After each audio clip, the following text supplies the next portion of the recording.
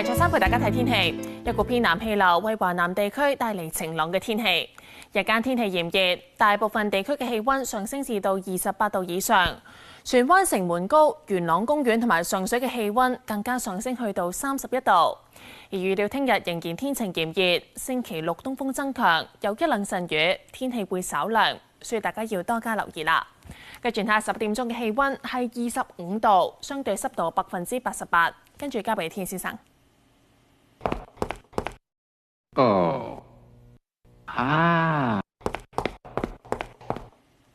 預測大致多雲，早晚有一兩陣微雨同埋薄霧，最低氣溫大約24度。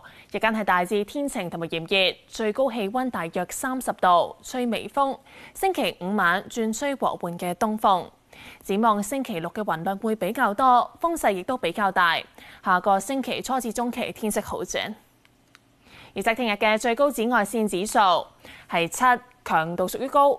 跟住轉睇下，受到海洋性氣流影響，南方地區天氣炎熱，江南、華南同埋西南地區氣溫上升至到30度以上，而多個城市嘅氣溫打破咗11月嘅紀錄。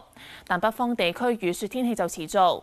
中央氣象台喺朝頭早發布暴雪黃色預警，預料黑龍江同埋吉林今日仍然有大至暴雪，局部地區更加有大暴雪㗎，降雪量超過30毫米。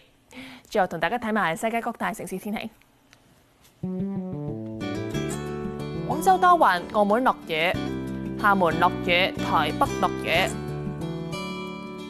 上海多雲，北京天晴。瀋陽天晴，首爾多雲，大阪落雨，東京多雲，曼谷驟雨，吉隆坡雷暴，新加坡雷暴，雅加達落雨，胡志明市雷暴，馬尼拉天晴，墨爾本明朗，悉尼明朗，布里斯班明朗，惠靈頓明朗，奧克蘭明朗。孟買明朗，新德里有霧，卡拉奇明朗，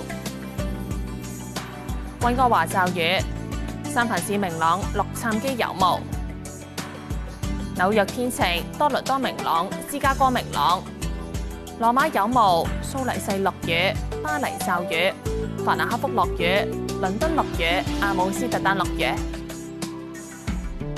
天氣講到呢度，各位晚安。